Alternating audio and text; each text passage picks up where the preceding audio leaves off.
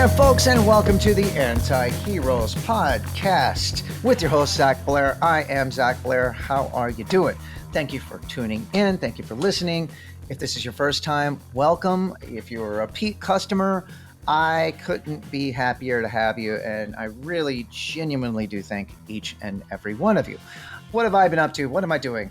I'm going to be playing the When We Were Young Festival in Vegas with Green Day and with Blink-182, and that should be a whole lot of fun. I am going to do a guided tour, be a tour guide at the Punk Rock Museum on that Friday, the 20th, I believe it's the 20th. Again, this might be airing after that, and if it is, then hopefully you came and hopefully I was good. I don't know. You never know with me. I'm inconsistent.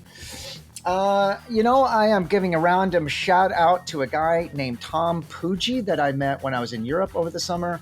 Tom is a master luthier. He works at 66 Sounds, the guitar store in London. That's on Denmark Street. If you're a guitar player and you go to London, go to Denmark Street because it is all guitar stores. It's like a few blocks long and it's only guitar stores and it's just mecca. It's insane. Anyway, Tom is a luthier out of 66 Sounds, and he is working on some stuff for me, and he's just a fantastic guy, and he does fantastic stuff. This isn't a plug, folks. I'm just talking about the guy. This isn't even an ad. This isn't anything. He's just great, and he does great work, and I want to try to start doing that on here, giving some shout-outs to people that I like. As always, I will always give a shout out to Britton Nash over at Nash Guitars as well. Britton's made, I think, the finest guitars that I own, and that deserves mention as well. So check out Nash Guitars. And Tom Puggi over at 66 Sounds. If you want something tricked out or hot rodded or just customized, Tom's your guy. All right, folks, let's get to my guest today. This is another bassist. Again, this whole season, man, I have a lot of bassists, starting with my brother, Donnie Blair. Today is one of the forefathers, man. He's one of the OG guys. He's one of the real deals. This guy should be on the Mount Rushmore of what is, I guess, quote unquote, alternative rock. If you take the bigger names of the genre, somebody like Dave Grohl, even Kurt Cobain, whoever it might be, I'm sure they listed Hûsker Dû as one of their favorite bands. Actually, I know Dave Grohl did and has. And their bassist is Greg Norton, and that is my guest today.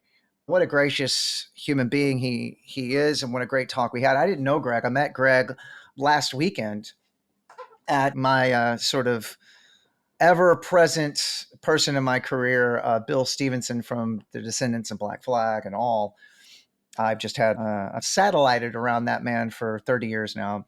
And anyway, this was his birthday party last weekend in Colorado, and Greg happened to be there. I didn't know Greg. I met him one time backstage at a show, and I was just kind of like, hi, I'm a huge fan, which I'm sure the man gets daily, navigating his life and, all the amazing things he's done. And I just audaciously asked him if he would do this podcast because I'm like that. And I'm an audacious motherfucker. And so he said yes. He graciously said yes. And I was just over the moon, just absolutely excited that he would do this. And we had a great talk. He's a very humble person, as most of the greats. We talk about his new band, Dù-Ultrabomb, which is a great band. And if you're a fan of Greg's and you're a fan of Hûsker Dû, I think you'd like this band as well. If you don't know who Greg Norton is, stop this right now. Go listen to any Hûsker Dû record. And like I said, it is absolutely the sort of building blocks of what all indie rock, alternative rock, punk rock, any one of the records, man. I can't recommend them enough. So anyway, again, I am going to shut up and we are going to get into my conversation with Greg Norton.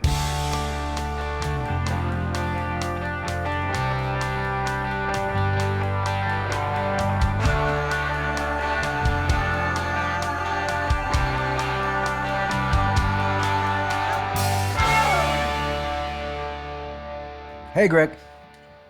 Hey, Zach. How's it going? I'm good.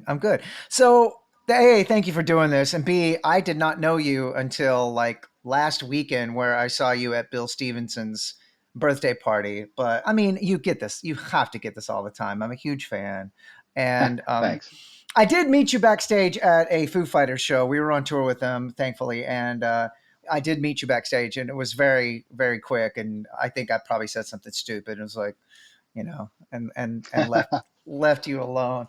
But anyway, again, thank you for doing the podcast, and I'll just dive right in. How did you start playing? Like, were you a guitar player first? Were you straight up with a bass player? What was that? I was like straight up with the bass. So got my first bass, I think, for either my 13th or 14th birthday, somewhere around Uh, there. An old Hagstrom, yeah. little 3/4 scale. It was a sweet bass, had a really awesome neck. Yeah, those shorter scale necks. I have really small hands, and so when I do play bass, I find like the shorter scale. I just I feel like it's just easier for me. And so that was your first bass? Did you play that into your professional career, or did you just have it early on? I had it early on, actually, right out of high school. I had this great idea that I was going to learn how to build guitars and went to a luthier class. Awesome.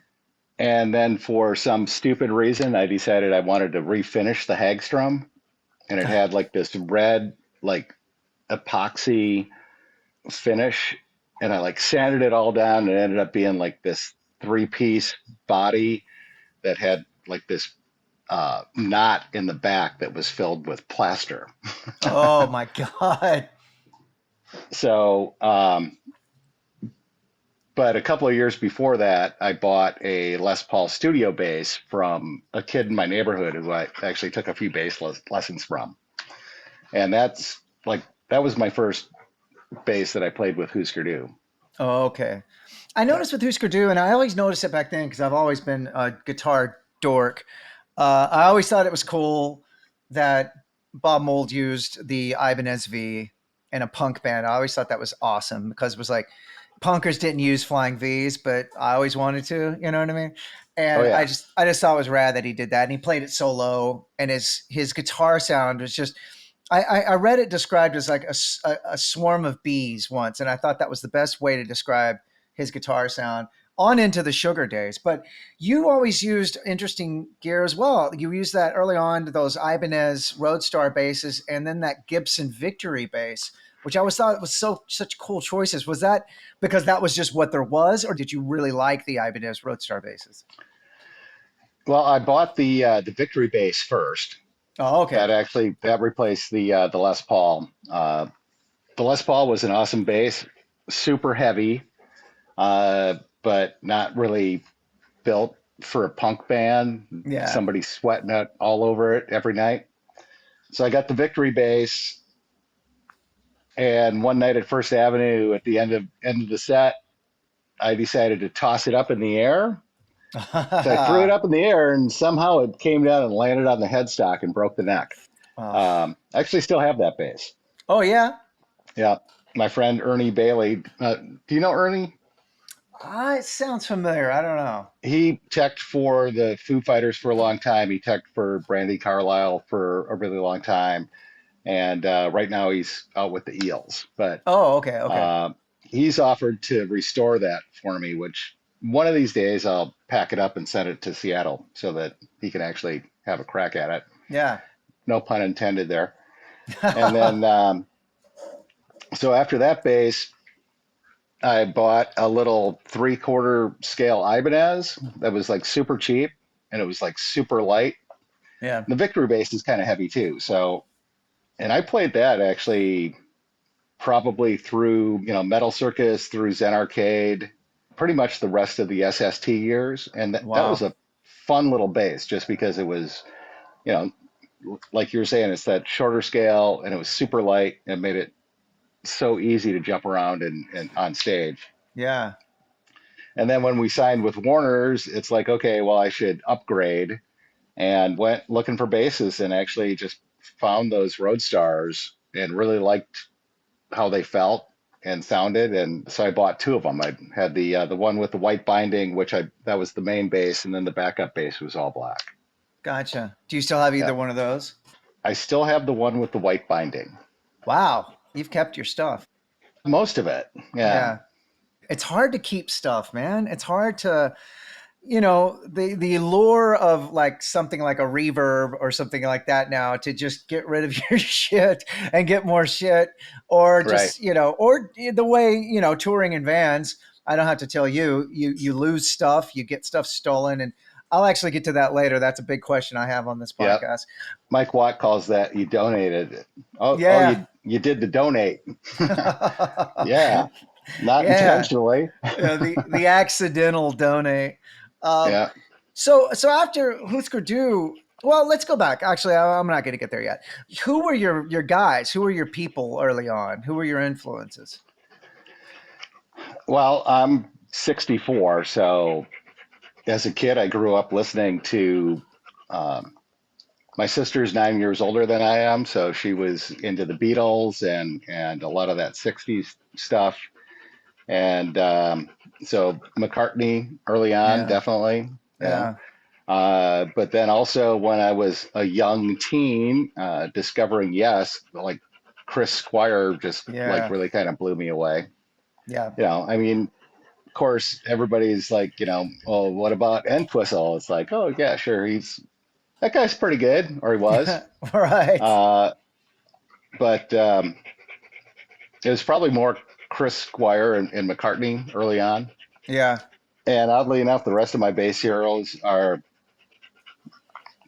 people like Mike Watt and Clint Conley and Tony Iommi yeah. and Bruce Foxton. I mean, people like that. That's So, a great reference right there. Bruce Foxton, I do not feel like it's enough recognition for being just oh, how absolutely. Yep.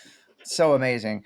And I think bass players coming up at your time in the '70s, it was such a you didn't have a poverty of choice with I feel like bass players were really coming into their own and saying, wait, I can stand out, starting with guys like McCartney and Entwistle, and then you had John Paul Jones and Chris Squire and Geddy Lee and Steve Harris. That was all in the '70s, this like boom of really really articulate bass players that were really showing and stepping out of just, I'm just going to keep the rhythm, hold the rhythm, get down, kind of a thing. And so I feel like it was probably hard as a bassist coming up at that era. You had so much coming at you from everywhere. Oh, for sure. Yeah. It's like, the bass, and, the bass players weren't just root pushers, Right. they were getting out there and, when Hûsker first started out, I mean, that's really where I learned how to play. I'd played some before that, but Right. it's the old adage. It's like, oh, you want to learn how to play? Get yourself a gig. Yeah. You'll learn quick. I mean, and that's really true. Yep. But once we started writing our own original music, it was one of those things where between Bob and myself, we didn't sound like a three piece. We sounded like there was more guitars on stage than just one bass and one guitar. So it's like, in a sense, it was almost like playing rhythm bass Sure. type of thing, to Sure. complement what Bob was doing. Yeah. Did you implement that in any way, like with, say, distortion or anything else? Like, what was the amplification situation happening? Right out of the get go, Bob and I both were using MXR distortion boxes, Oh, okay. and that was like the main thing to start with. And eventually, I added a flanger, and then that morphed into a chorus. But for me, it was mostly the just the MXR distortion box. Gotcha. Gotcha. Yeah, I still have And that, by the way, too. oh yeah, that's amazing. Yeah. And that makes a lot of sense. And I would put yourself in that. In the '80s, especially with SST, so many of your ilk, the guys you came up with, were like we had aforementioned. This guys in the '70s were taking bass playing into this next realm. Yourself, Mike Watt, Carl Alvarez, and doing sort of Akira Rosler, like just lead sort of bass, in a way that was sort of an answer to, I personally, and I know a lot of you guys were also fans of prog rock and Chris Squire and things like that, but you weren't seemingly doing it as I guess what other people would say offensively, like as gratuitously, I guess, but you were doing it in a way, like you said, it was like necessity. You had to kind of fill up a rhythm guitar hole, really. Right. And Yeah. Good point. with yeah, and with a lot of sort of, movement. And I always thought you did that in a really, really awesome way. God, what an important era and you are such an important part of that. So anyway, sorry, that's not a question. A question. That's just a statement. So after Hûsker Dû disbanded, what did you end up doing after that? By your email, it says, chef. So did you end up getting into other things? I did. So, after Hûsker broke up, I found myself back in the restaurant business. Briefly had a band called Gray Area with two guys, Colin Mansfield and Joe Jones, and it was very different from what Hûsker was doing.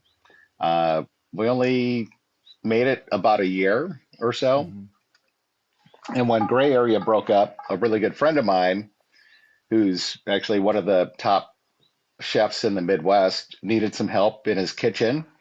And I went and as they say, busted suds for a weekend and Mm-hmm. was a dish diver for him. And then he's like, hey, you should probably have something to fall back on, if this rock and roll thing that doesn't pan out. So he Right. started teaching me how to cook and just kind of worked me through all the stations. And I ended up opening up a restaurant in Red Wing, Minnesota in 1995 for a couple that, they had a great space, but they didn't really have a plan. And initially it was just supposed to be like, breakfast pastries, but they had a big wine bar and 12 beer taps, which in 1995, that was a lot. Right. And started a lunch menu. And then people were like, oh, what is this all you have? And I'm like, well, Ron and Piggy, I guess you own a restaurant now. And I wrote a dinner menu. And I was at Staghead for 7.5 years and then left there and opened up my own place. Basically, it ended up being about 20 years in the restaurant business, being a chef and general manager and wine buyer. And I literally went 14 years without picking up my bass. I was just Wow. too damn busy, working long hours in a kitchen.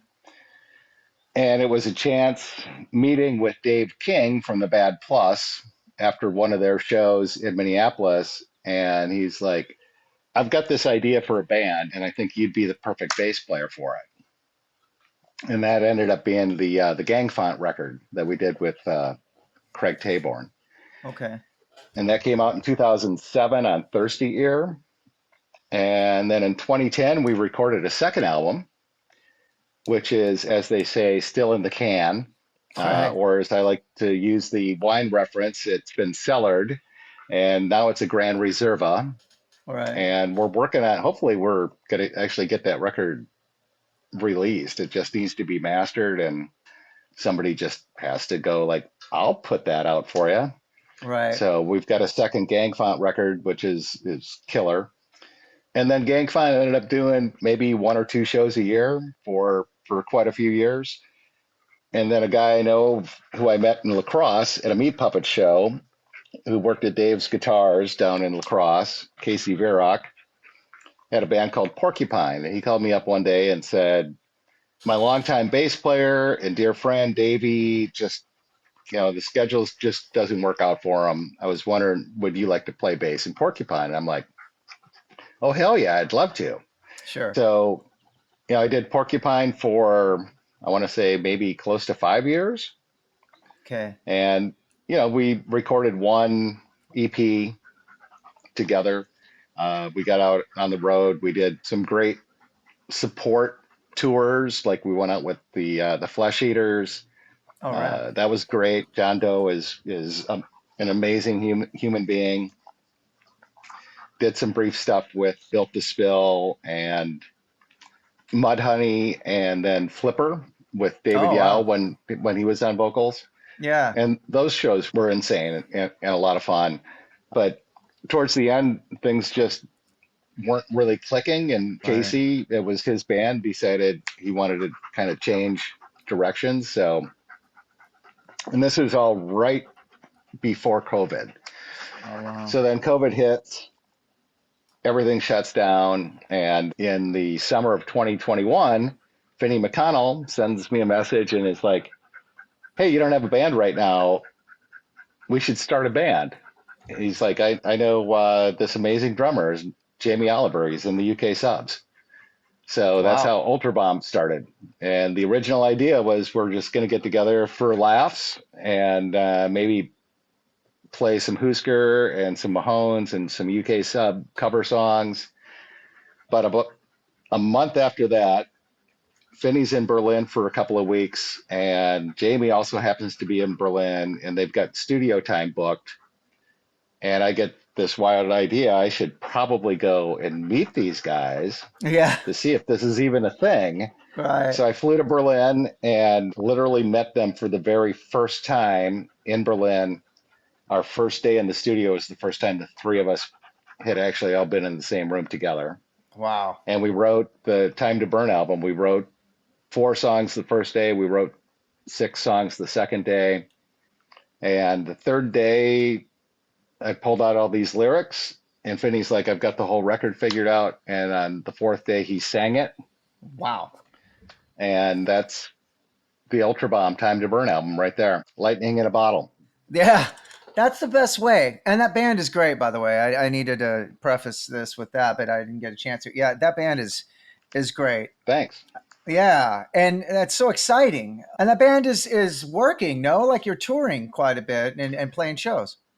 Yeah, we are. So we did, we toured pretty much the whole month of May, and that culminated in two shows at Punk Rock Bowling. We did a club show opening for the Dickies at Backstage Bar and Billiards, Yeah, yeah. which was amazing, sold out crowd, really great. And then that was Sunday night. And then on Monday, the last day of the festival, we were on in the middle of the afternoon on the main stage. So the people who could find shade were Mm-hmm. all like watching it from protection of the blistering sun. Right. But that went really well. And so right now we have a tour set up. So the tour we did in May, we had the Barstool Preachers from England in Yeah. support. Okay. And now we're returning the favor. In December, we're going to go over to England and tour as their support act. They're doing a Kerrang Presents tour around England, but their shows are only on weekends. Okay. So we're finding other dates to fill in between that. We've got some shows booked in potentially right now Germany and Ireland, Amazing. and all of this should be firmed up pretty quick, and Yeah. we'll actually be announcing it fairly soon. And Wow. then also then recording a new record at the same Amazing. time. So what's this experience like for you after, I mean, it's this band's kind of right at it. Having taken 14 years off and then, is it, how are you enjoying this, or is this, what's this like for you right now? I'm loving it. Yeah. So, the tour in May was the first like full blown 3+ week out on the road, playing almost every night thing that Yeah. I've done ever since Hûsker Dû's last tour.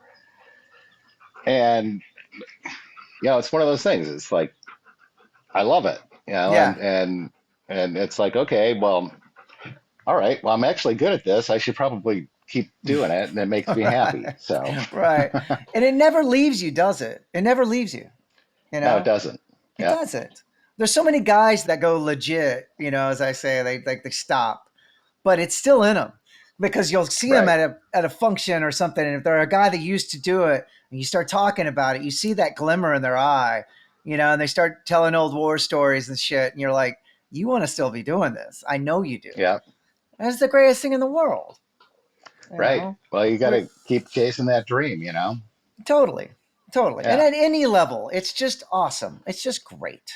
At any level. Um, Wow. Well, I'm so happy for you. And man, what a great band. If anybody hasn't checked that out yet, please check it. It's called Ultrabomb. I think for fans of your previous work, it's not a far cry. It's definitely different, but it is something that if you are a Greg Norton fan or Hûsker fan, I think it's in line. It's in the same universe as your previous work. So I think whoever is a fan of yours, if they haven't checked this band out, they're just gonna love it. I do not disagree with that. Yeah. Yeah. And it's your bass playing. You're one of those guys who, like we said before, like the other SST bass players and the guys that came up in that era, you are a very discernible player. I listened to it, and if no one had told me that you were in the band, I would have maybe guessed. Like I would have at least said, "This sounds like Greg Norton playing bass." You know, it's a you're a very discernible player, and that I think is the best compliment you can give somebody if they have their own. It's so hard to be original. You know, it's so hard to bring Right. something to the table and to have your own phrasing, your own style, your own sound. So I love the band. I think it's great.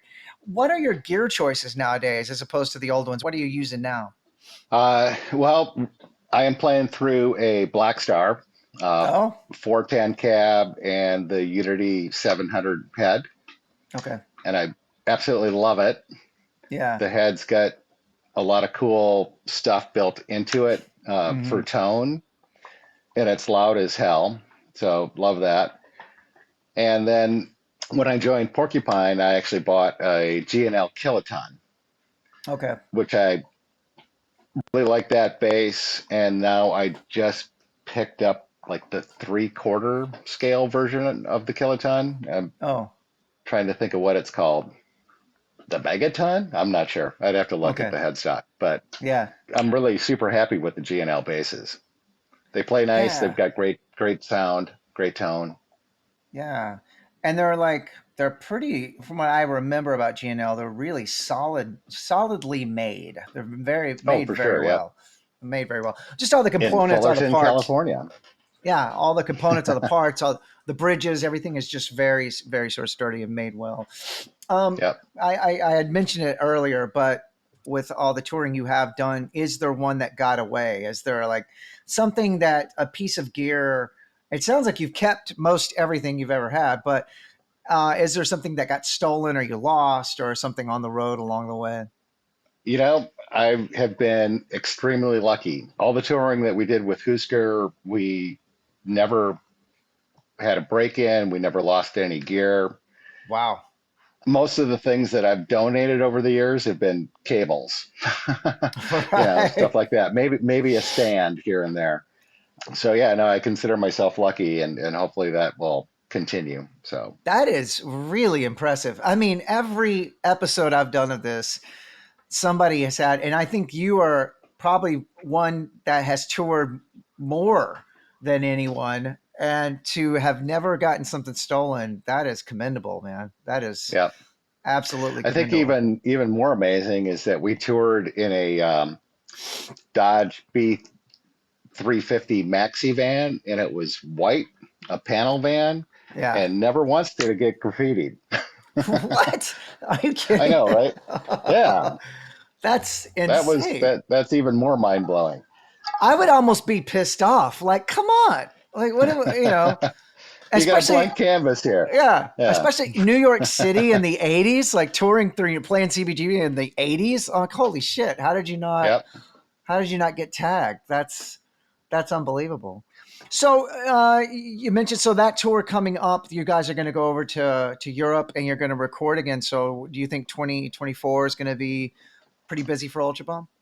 That's the plan. So, and busy over here in the US and Canada, mostly. Amazing.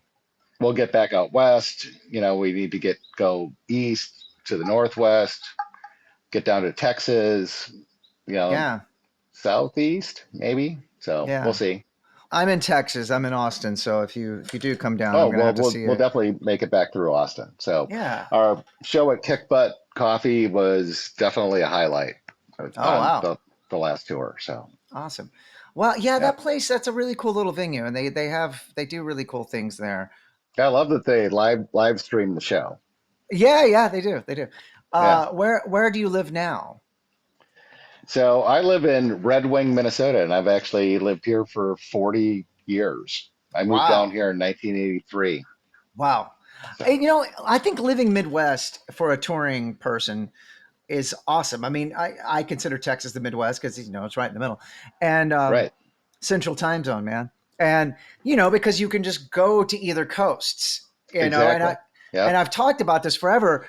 There's also something so discernible about the Minneapolis sound that you guys were a part of that, or you were the Minneapolis Sound as far as I'm concerned, but you had the Replacements and Soul Asylum and bands like that, that Right. we didn't have the benefits of being aligned to some scene. Like SST heard you guys and were like, we need that to be a part of what we're doing. But you guys were unto yourselves. And I think that was probably because of where you were geographically. There wasn't, I would you agree know, with that. Yep. do you know what I mean? We weren't, we were Midwest, all of us, we weren't like the cool skate punk or the thrash from Florida or the hardcore from New York City. You know what I mean? We didn't have the Right. benefit of that. We just had to create our own thing. Yeah. And and the nice thing about that is then you go out on the road for 3 weeks and you come home. Yeah. Take a little break and then you go in the other direction for 3 weeks and then you come home. You don't have to go out on the road for 6 months. Exactly, exactly. Yeah. And if you want to get from LA to New York, you could just go from your place to LA and that's a however long drive, or your place to New York, that's however long, but you're not going across the US at any Right. given time. I lamented the fact that we were in Dallas at the time, my old band, and it was just kind of a culture desert. So I lamented that fact, but then I liked the fact that it made us a little bit easier. We had to like just that little bit. Well, and plus we also used to love the what we called the I-35 tour. So, Yeah. Kansas City, jump over to Lawrence, head down to Tulsa and Oklahoma City, and then down to Texas. Yeah. We did that a few times. That's how I made a living for years. We just did that. We didn't go to the coasts. We just went Yep. from Dallas all the way up to Chicago, over to Minneapolis. That's what we did every Yep. weekend. We had a route. We might have gone over to Florida a few times, but it was like an L.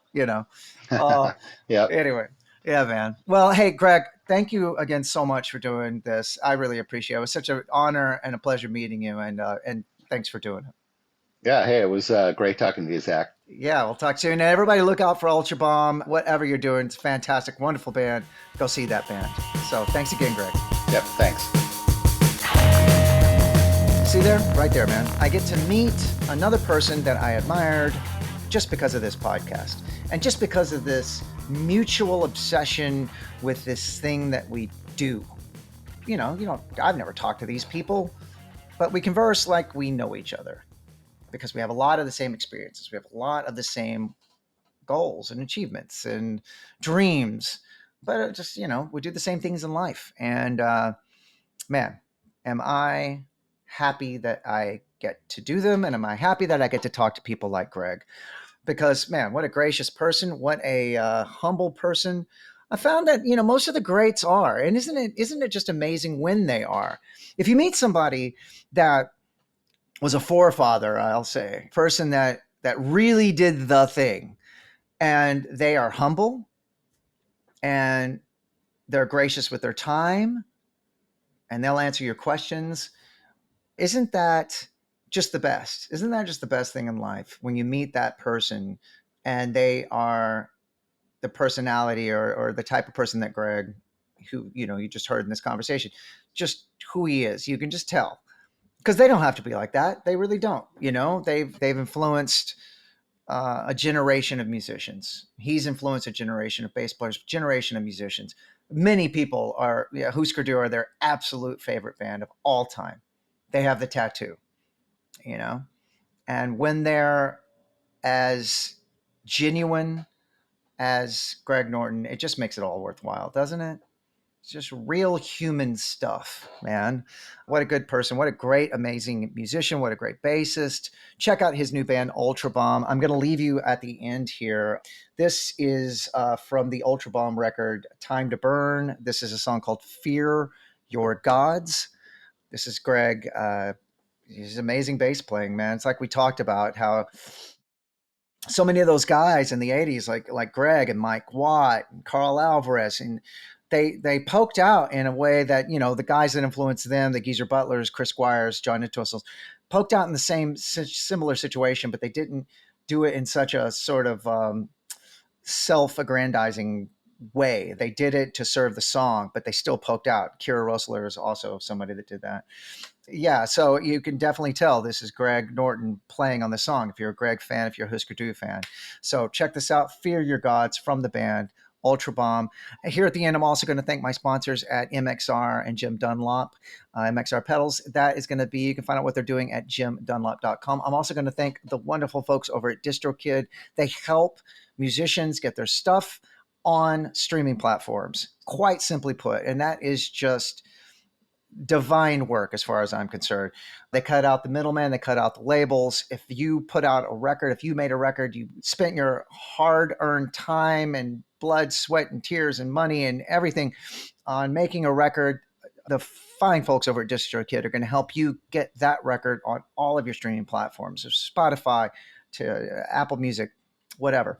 So check out what those folks are doing at DistroKid. Thank you so much again for listening to the Anti-Heroes podcast with me, Zach Blair. As always, I will keep doing them, and I am so thankful that you keep listening.